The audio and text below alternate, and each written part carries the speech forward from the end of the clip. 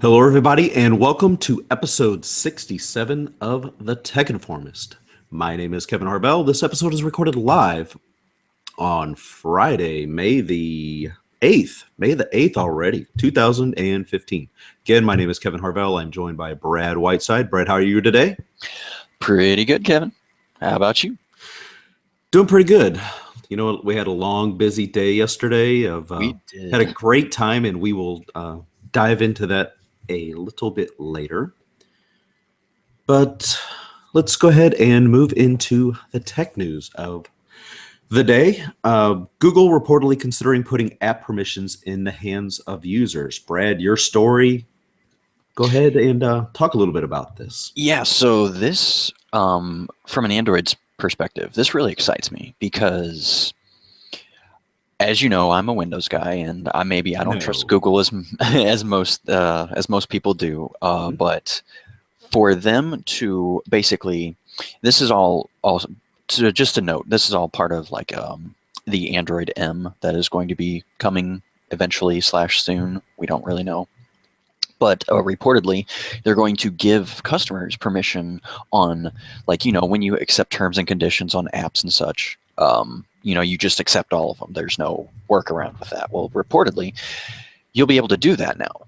So if you, let's say, download an app and they want access to your microphone, but you don't even use a microphone on your app for anything, you know, this would be an instance where you can block certain permissions while downloading an app. What is confusing to me, I guess, and maybe you can answer this, Kevin, is how they're able to do that. How would they be able to implement this and still get apps to work properly, I guess? What do you think? Well, with a lot of discussion going on, people are saying, well, it's like what Apple does with iOS, where, you know, if you've ever tried to load like SwiftKey, for example, on the iPhone, you know, which SwiftKey is a really great keyboard replacement that, you know, Android users have been using for the longest time. But you've really got to jump through some hoops to get it to work on your iPhone. And I think this is kind of similar to what Android is wanting to do, is similar to what Apple does with iOS. What Apple already does. Yeah. Okay. Where by default, things like giving an app permission to use your location or use your camera or use this or that, it's not by default turned on when you install. Kind of like Skype. To a point, yeah. You know, if you want to give app permission to know where your location is, use your GPS, then, you know, if it comes up to where, you know, you go to check in using Swarm, for example, well, yeah, you've got to have permission to give it permission to check your location so it can find out where you're at, to check in at the, you know, restaurant, bar, event facility, wherever it is that you're at. So I'm going to say this really excites me because I feel that it's about time. We need more choices in the matter. And I don't like that, oh, you want to use this new fancy app that everyone else is using. Well, you have to also accept all of these terms and conditions for this app. Right. I like that the customer has a hand in the matter. Yeah, I think it'll make people happy, because that's one thing a lot of people have complained about over, you know, the last few years, is that just by installing, you're automatically, you know, it's either install or don't install and accept all these permissions by default, or just don't install the app. You know, not everybody wants their app having access to their camera because they think it's just magically the camera's going to turn on and start videotaping. Right. Well, this kind of goes with our story that we had earlier in the week, where they had they took a bunch of Android apps, and all these Android apps were offloading data to different websites, and just, you know, kind of data mining, really. I mean, this could prevent that. Yes. So that's pretty cool. Yeah. Yeah. I mean, it's good that Google is wanting to do this and, you know, put this in Android, and, you know, maybe it'll start making people happy, and maybe they'll start trusting Google a little bit more. But, you know, this would help, devices. Yeah, this would help me trust them a little more. All right. Yeah, because I know you've said, you know, for some strange reason Windows Phone were to go away, you'd probably jump to Apple and iOS. Right, and the main reason for that choice, and I know I get a lot of flack for it, and that's okay. Everybody likes their own thing, but the main reason for that choice is none of my other friends, like most of my friends in my group of friends, we have Windows phones. Outside of those friends, there are other friends that are acquaintances and whatnot, and they have iPhones, and my fiance has an iPhone, and I have iTunes with all this stuff on iTunes. I'm already in the ecosystem, so. Right. Yeah. As are many people out there. Yeah. But let's hope that day never comes. Yeah. We'll never know. We'll just have to wait and see. Right. And We'll hopefully, never know. hopefully Windows 10 will be something that people will be like, ooh, Windows Phone, it looks really good. And, the One OS across multiple systems, that's what Microsoft's betting a lot of money on right now. Speaking of Microsoft, there's, we're wrapping up Ignite Week. Last week was Build. This week they had their Ignite conference up in Chicago. And during this, they've mentioned that Windows 10 may be the quote unquote last version of Windows, because Microsoft's rethinking the whole operating system idea where, maybe we won't release a Windows 11, a Windows 12, just focus more on updating and innovating when it comes to Windows 10, much as Apple has done with Mac OS recently, where you've been on OS 10 essentially for quite a while, but it has changed over the last couple years. And also, there will not be any new Windows 10 builds released this week. Obviously, Gabe All and all the development team and everybody, they've been pretty busy the last couple of weeks. So yeah, I think that they had mentioned that next week we're supposed to be looking forward to a build or two. Yeah. So yeah, I wouldn't be surprised to see definitely a new Windows Phone build, but also probably a new Windows desktop build as well. Yes, because let's face it, the desktop is more important right now because it is launching first. So yeah, that's where most of their resources are going to, but they're still working on Windows Phone 10. And I've just recently reverted back from Windows 10 on my 1520 to Windows 8. You brave soul. Well, it didn't work really that bad. It's just, the whole screen sensitivity on the 1520, that whole flaw flared up crazy again. Yes. Mm-hmm. So I'm like, I'm just going to go back to 8 and be done with it. And I'm glad, because it's been working. It's been working really good once I got everything set back up. But it's not my daily device right now, but it's still going good. Yeah. Well, we got a bunch of other devices to check out before Windows 10 hits. So. Oh yeah, definitely. So what are your thoughts on Windows 10 being like the last main version? I feel like we are at the point in software and in hardware where we're like the nanometers of the chips, like it's going to be really, really hard to get smaller from where we are at. And like, we're going to start hitting a brick wall. So, if the hardware can't get any better, that would mean that the software really can't go too much further. So this makes sense until we get something like quantum computing. Then I could see them like completely changing how, or doing a new version of Windows, so to speak, Windows Quantum or something. Right. But, I'm sure everybody will be on board with that when that hits, but that's probably a little ways out still. And I feel like this is a smart move, because making a new version of Windows all the time, it's like what Android has right now. The market is so segregated, and you've got all these different versions, and they're just trying to get everybody on the same boat so that we can all update at once, have all the security checks like we should have. And, because let's face it, having a secure Windows is kind of a public service to you and everyone else around you. Yes. Because if you're not safe, then the emails you send are not safe, and then your friends aren't safe, and it just compiles, and it's bad. But once again, getting back to Windows 10, it just makes sense right now. I couldn't see them going any other way. Yeah, I'm kind of looking forward to not having to wait for the monthly Patch Tuesday. Right, They can exactly. just patch things and just push out an update here and there to just, if there's a hole, patch it. It don't, In don't wait for one day out of the month to patch something that could be a problem, serious thing. in a way, Windows 10 reminds me of iOS a little bit, as whereas like a lot of like the settings and such are considered apps in a way, so they Right. can like update them through the store without doing like firmware updates constantly. I know that's how they're supposed to be doing, like, Windows Edge browser and Internet Explorer. They're decoupling them from the OS to make them their own separate thing. So Yeah, which is good. That way they can, update those on their own time too. Just yeah, and not I have to mean, wait for. let's be honest, we're all used to normal app updates. I mean, we do it every day, or our phones do it for us every day, depending on, what kind of phone you got. But Right.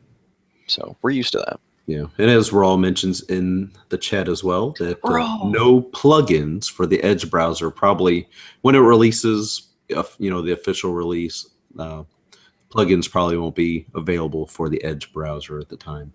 But looking forward to that because just my time using well, I guess they're still calling it the Project Spartan browser on the current builds, it's working really good. I mean, I'm not Yeah. really having any issues with it, so I think it's working really smooth and it's pretty much doing everything that I'm needing it to do as is right now. Just whenever they implement those browser extensions and some other That'll be the features. most exciting part for me. Mhm. I right now I could, I could use it and whatnot, but I'm excited for the browser extensions, not only for the Windows 10 desktop, but especially for phone, because we don't have anything like that for Windows Phone, as far as I know. No, no. So let's talk a little bit about Uber, and they're looking to spend some money on Nokia's Here Maps division. Yeah, so we've been talking about how like Nokia has been testing the waters for the Here maps and possibly getting rid of them. And then we also had conversations of, well, Nokia might be getting back in the smartphone market. Well, turns out they're not, because they came out and kind of said that they're not. And on top of that, Uber might be buying the Nokia Here maps for $3 billion. So this raises a lot of questions, especially for us Windows people. If they do buy them, are they going to integrate it into their service? Are they going to get rid of the apps altogether? We don't know. I mean, this is kind of just something that came up as a rumor, and as we all know, rumors sometimes come to fruition and sometimes they don't. But Right. what do you think? Do you think that Here maps would just be wiped out of all three devices and you couldn't get them anymore? Or do you think that they're gonna play nice?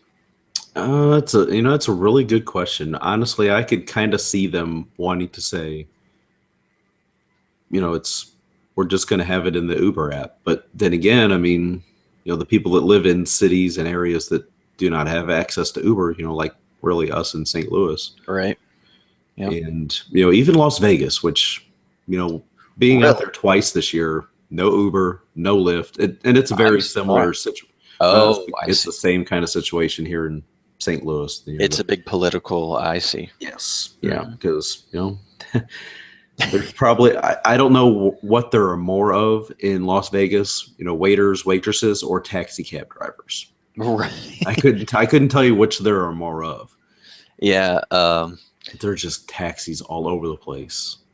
That's It really is. interesting.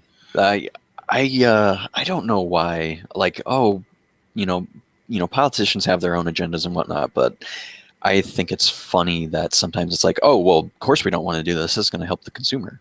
Wait, what? Yeah.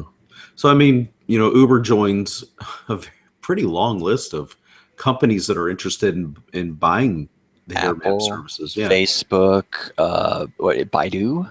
Yeah. Then you got all these car makers, BMW, Audi, and Mercedes Benz. It's Don't they have the Nokia Maps in their cars already? Like they're currently using They them. could just be licensing it, but Yeah. They're like licensing them. I'm pretty sure that they are. they may. So that would be interesting to see what happens to that because if they are using them and are licensing them, would Uber continue to license them because they could potentially make money off that, right? Yeah, they could turn around and license the service out to everybody else, just Yeah, I kind of mean, what Nokia's already doing. I mean, if they wanted to charge me for the app, I'll rebuy the app just to keep it, for 10, $20. Or, they could do a subscription, $10 a year or something. I don't know. Yeah. I just please keep them here. I use them a lot.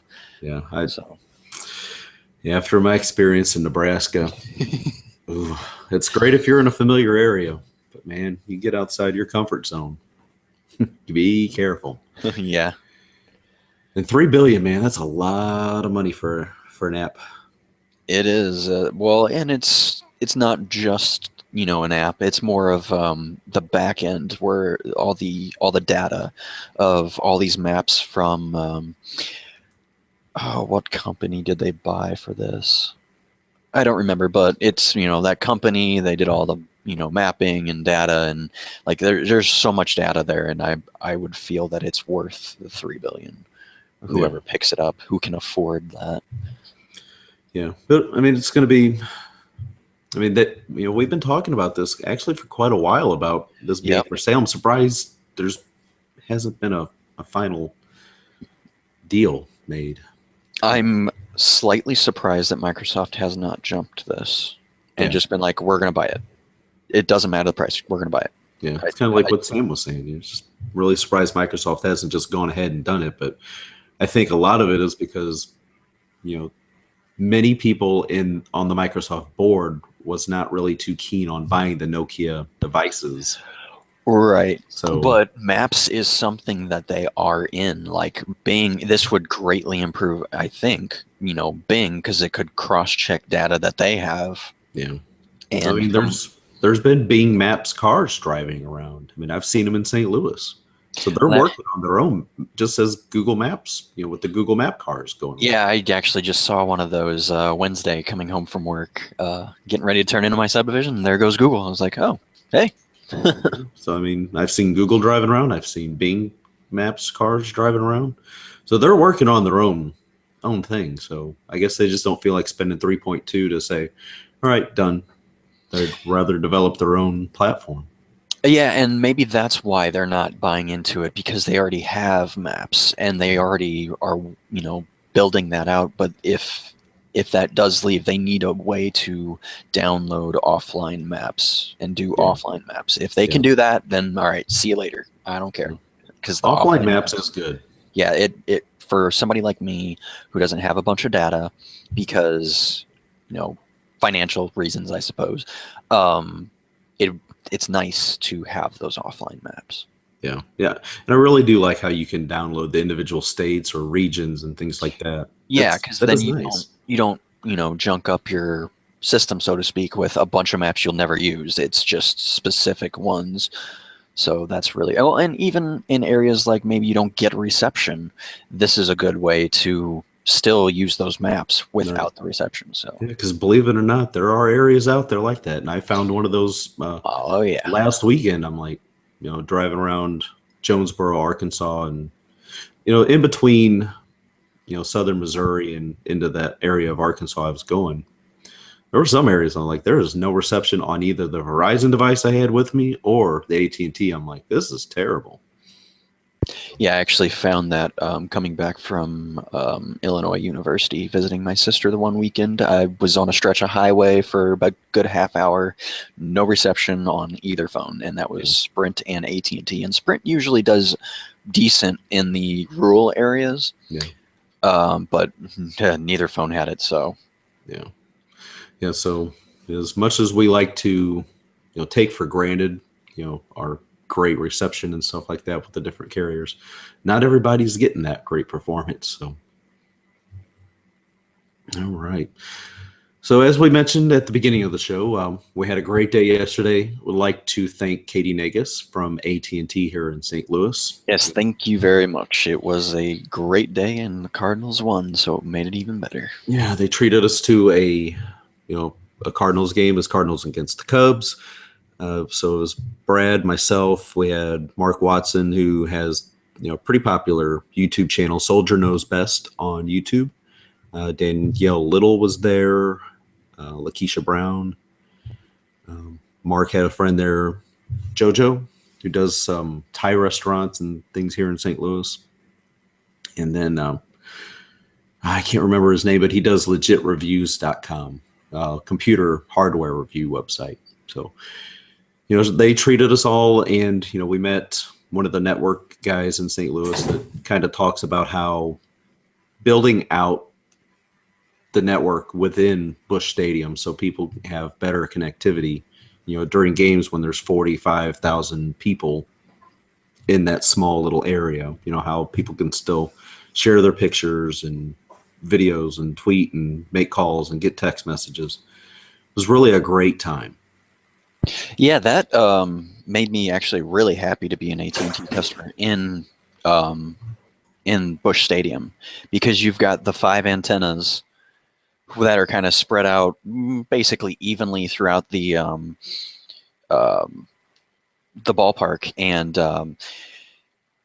with each antenna, it's like she was saying, that's like a slice of pie, and each slice has X amount of people per antenna, so it kind of spreads the workload throughout the ballpark, which is really cool to think about. And in doing that, they were able to. I had great reception the whole game. That's actually like one of the first few times that I've sat through a whole game and had great reception the entire time, and that was really cool to get an inside scoop on how that worked. Yeah, it was really cool information that we got. And then she also brought a few devices with her that we were checking out. I will be checking out the ZTE Mini projector. It's an Android 4.4, and it's actually a really cool device. It's like a mini projector Wi-Fi hotspot kind of thing, and look forward to a little review from that. And something AT&T carries, and I think Kevin will be reviewing something as well. Is that correct?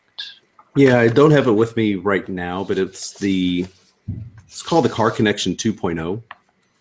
And it's made by AudioVox, it looks like, that you can plug into the, what's the name of that port? I know you've nailed it right off the top of your head. Yeah, being a car guy. You can kind of it can block whoever's, driving the car from being able to, send a text or something, speed alerts, and monitor the speed and safety of how whoever is in the vehicle is driving. So I'm really looking forward to. Yeah, that seems like something really cool to have for a kid in a way. Like if you're, kids just turning 16, this might be like, okay, you're 16, here's the deal. For a year, you're going to have this, you get free Wi-Fi connection to it. So, you don't run through your data. And, but, this also means I can check where you're at and make sure you're safe kind of thing. And these are the rules, and this is how it's going to go. But the other cool things about it is, if you're not using it for a kid, maybe you're using it for yourself. You have the potential to unlock your car from your phone. That's really cool. Yeah, especially unlock your car, remote start, stuff like that. Yeah, remote start your car. I'm curious if the remote start on the car is specific to cars that already have that, or if it's something that actually can be commanded through this device. So I'm curious, when you check that out, if that works for you or not. Yeah, I'm looking forward to trying it out. The thing that I really liked the most that we got to see yesterday, other than the projector that you're trying out, is that Modio case for the iPad Mini. Yeah, so that was really cool for a few reasons. So for the iPad, if you buy just the Wi-Fi only, you can put this case on it and make it, an LTE version of the iPad for $50 cheaper, and you have SD card slot for extra storage. So super cool stuff. Yeah, I was like, that is nice, and the kind of a rubberized material. I was really happy with how it felt. It's a 5600 milliamp hour battery, which is inside it. Like, so it has a battery too. Yeah, I don't think it charges the device or anything like that. But okay. It's just so the case will last, be able to do its thing. I see. Okay. But I was like, that was pretty nice, and I want to say you can add, because you're quote unquote adding another line. I think that would be like $10 a month. So if that's something that you have an iPad Mini and you're just looking for something, I think it's a really nice idea. And the fact that it's got the micro SD card slot, that's really, really good. There was also the Asus Mimo Pad 7 LTE. Yeah, 7 tablet. Yeah, it's a little 7-inch Asus tablet, which I'm a huge fan of Asus, which is why I'm mentioning this. I think it's the first tablet, she said, that you can actually use the AT&T Go prepaid, yeah, which is really cool for people like me and JJ that do the prepaid thing. So, and maybe some business customers, maybe they just need a Go pad for the summer or something. So this would be a good device for that. Yeah, I mean it's a nice little device. I think she said, if you do go with the the prepaid, it's like $170 something, or if you do the if you buy a phone on their typical plans, you get it for 99 cents or something like that. Yeah, and then you could buy it outright for like 179 or something along those lines. I can't remember, but yeah, really cool stuff. I've been with AT&T. I think this year will be 10 years in some form or fashion, whether it be on my grandparents' plan when I was still in high school or on my own plan now. I've been with them for like close to 10 years. So seeing a lot of this stuff kind of excites me because it's something that I can potentially use. Yeah, and I had the chance finally to get my hands on the LG G4 yesterday. Ooh, yeah. Mark Watson had one, from LG, and wow, that phone is nice, folks. It is pretty. It has this is really cool, and it might be dumb to other people, but it has a slight curve to the screen. Yeah, it's almost unnoticeable if it's in your pocket or you're just holding it, but it's just an ever slight curve, and I really liked that. Yeah, not as extreme as the Flex or the Flex 2. No. Which is a definite curve. This is very, very super subtle. Yeah, you really don't even notice it just by first glance, and you don't really notice it until you probably set it on a flat surface. You're like, okay, there is a curve there. Yeah, I mean, if you would not have read the multiple reviews that maybe we've went through, seeing this device and knowing that there was a curve, you might not have even known. Yeah. Just by looking at the device firsthand. But yeah, it's a really pretty device. I don't know about all the junkware that LG would put on it. That kind of sort of concerns me. You know how I feel about that. But other than that, the phone it's a solid phone. The screen is, once again, it's LG, so it's a very pretty screen. Mm-hmm. And it's definitely a device that I'm interested in checking out. And, maybe, you can get your hands on and we could do a review, because I know you're looking for a new Android phone here very soon.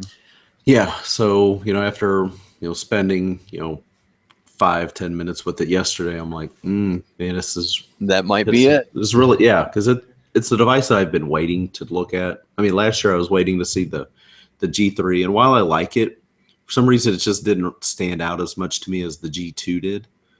So the G4, I think, could be that next device. It's either that or I'm going to go with the Note 4.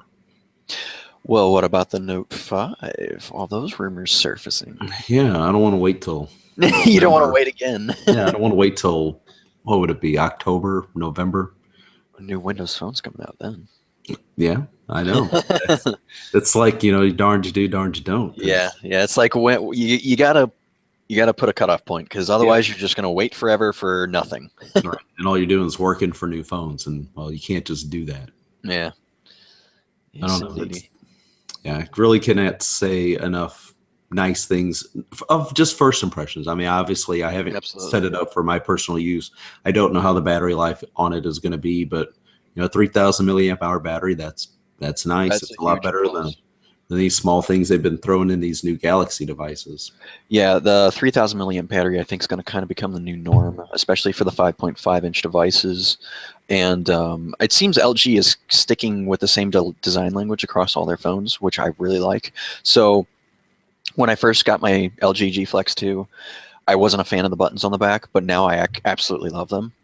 Um, Yeah, I'm the same it's way. it's funny because so when I put my phone in my pocket, the screen's always facing towards my leg, Mhm. so I don't knock it on something and crack it. Well, that puts the buttons right on the back, so I can actually control the volume, through my pants pocket, without taking the phone out, hitting the button rocker on the side. So it's actually kind of cool to me. So Right.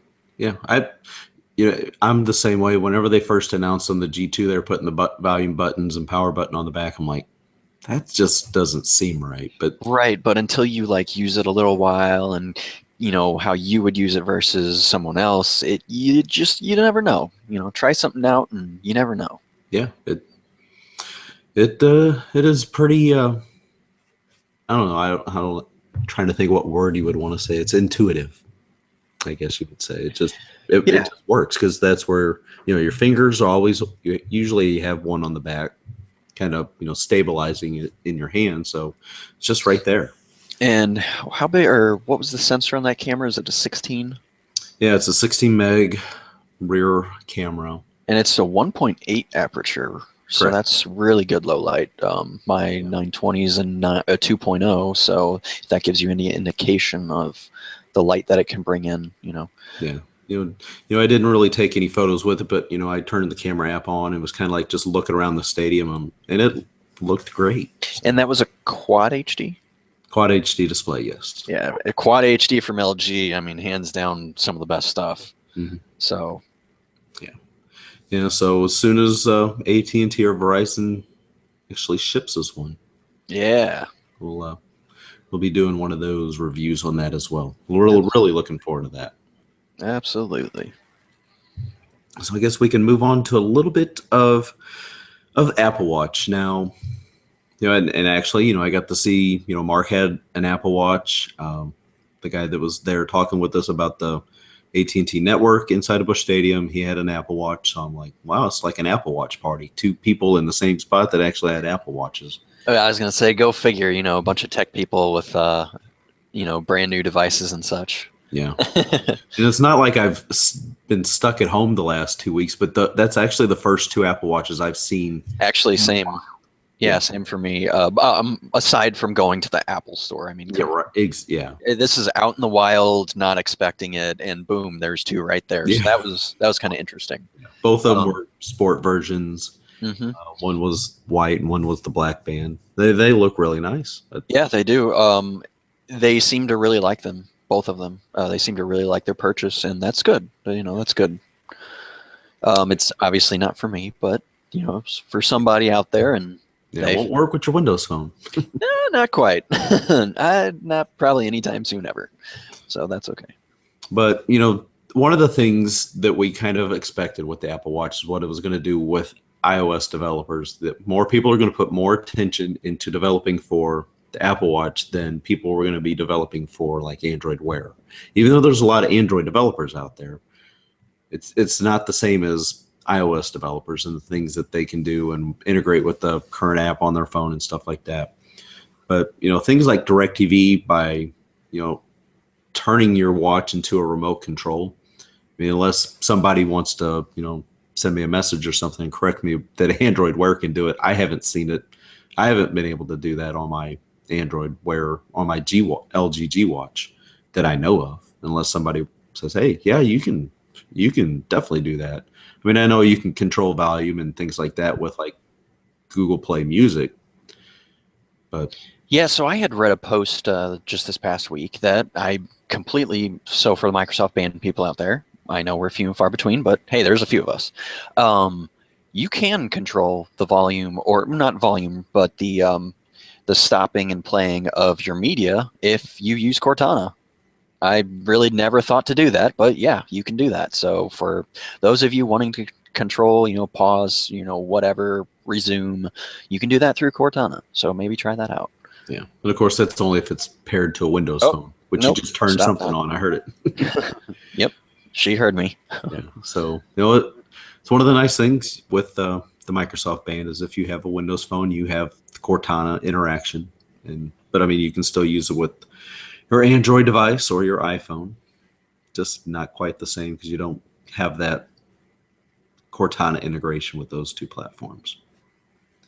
But no, it's just another really nice thing, and hopefully the developers, we got Google I/O coming up at the end of this month, and I'm sure there's going to be a lot of Android Wear discussion and sessions for people. So hopefully they release a lot of good information, and hopefully developers really get into this and really take Android Wear to the next level. As now they've got some serious competition with the Apple Watch.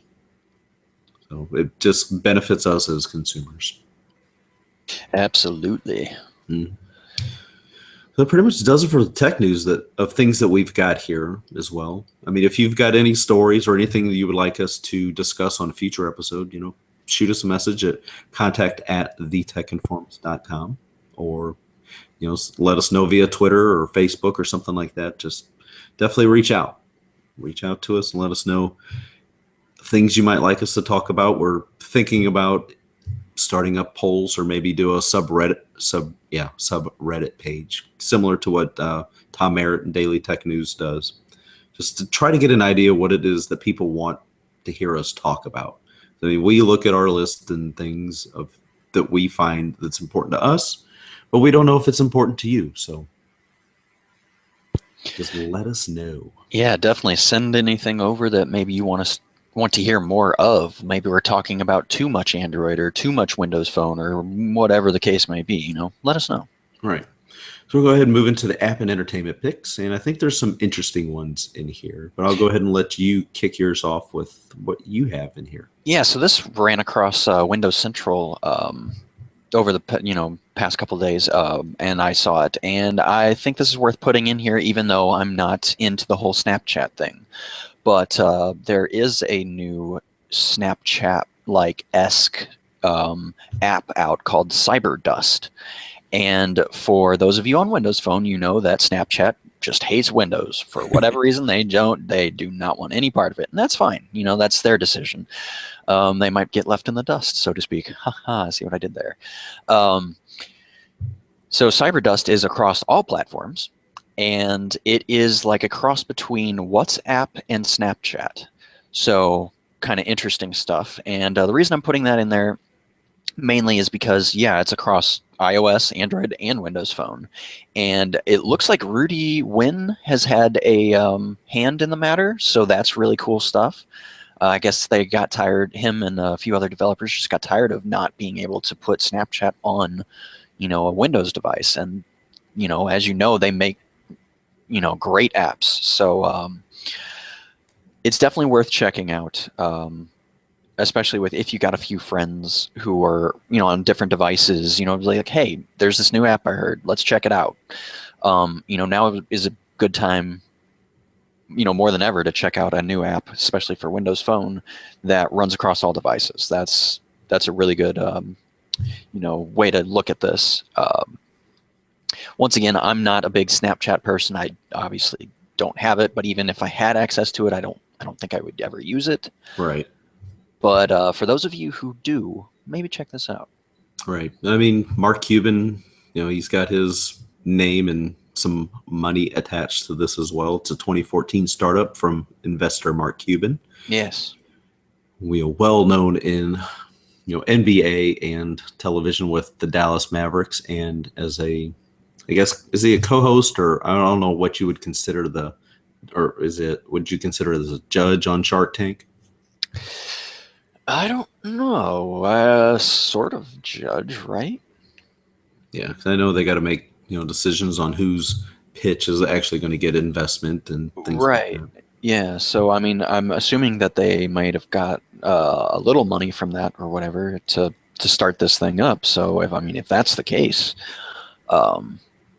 clearly it was a great idea. I mean, it's kind of like Periscope and Meerkat.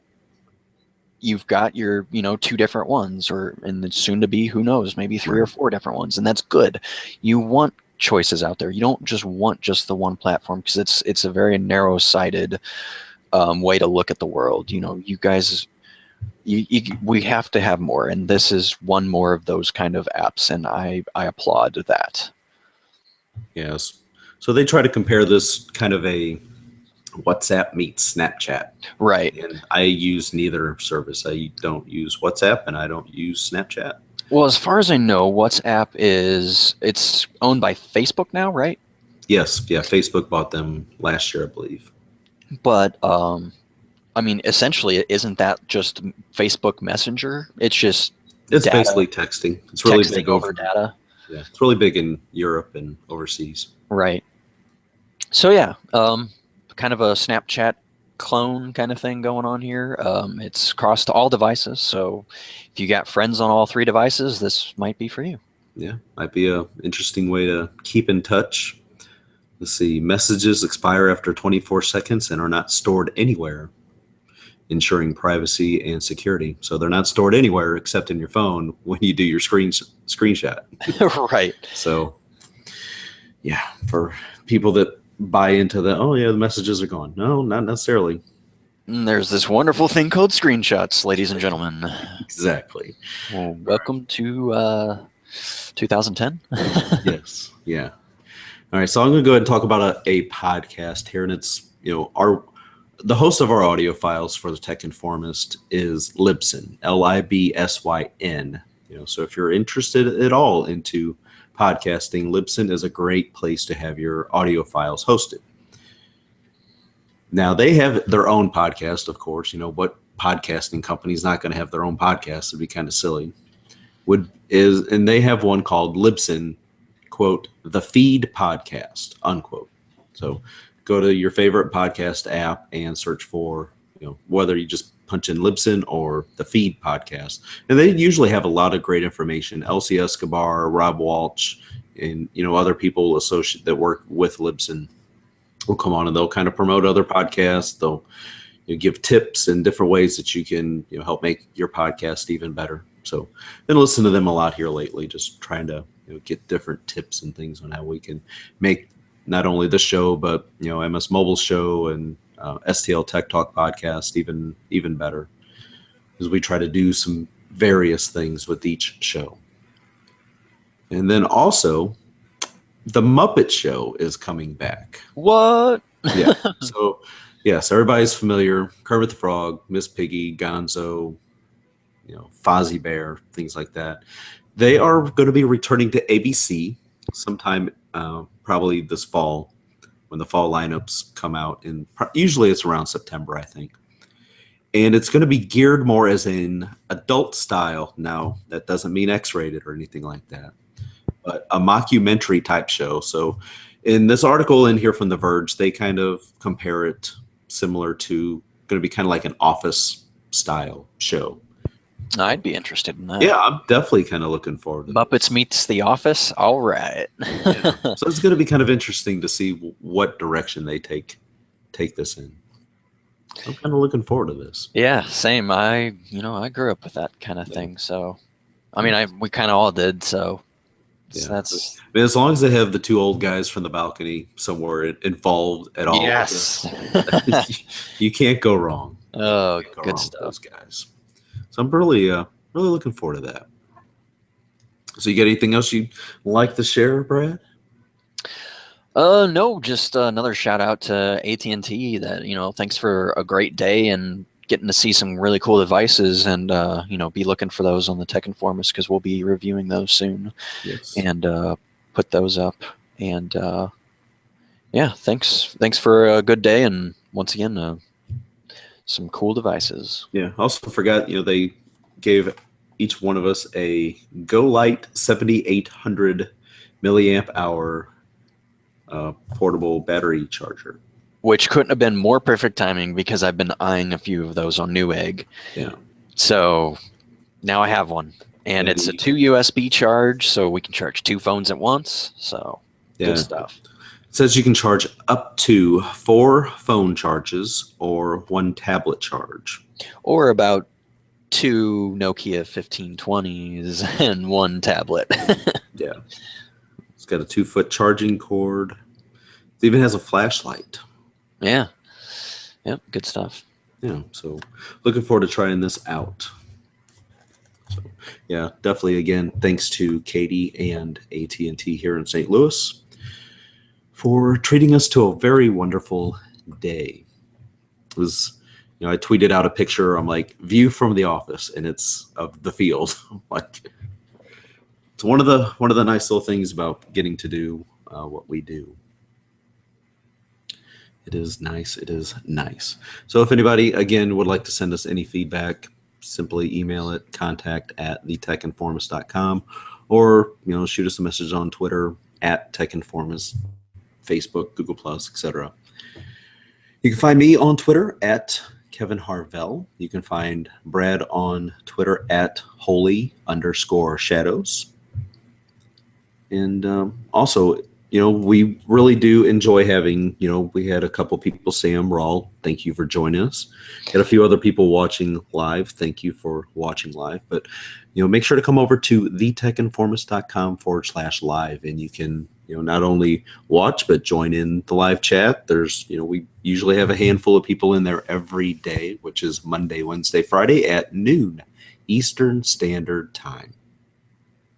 So good stuff as always. So Brad, unless you've got anything else to say, I'm going to go ahead and shut this down for the week, and definitely wish everybody a wonderful weekend. So anything that's else? it. You're good? I'm good. You're good? I'm good. All right. I'll go ahead and get this. Go Cardinals. Go Cardinals. Quit being a homer. All right. Thanks everybody for watching. Thanks everybody for listening. We do truly appreciate it. So until next time, everybody, have a great, safe weekend, and happy Mother's Day to all you mothers out there. Oh, yeah. Happy Mother's Day. It's coming up this Sunday, folks. All right.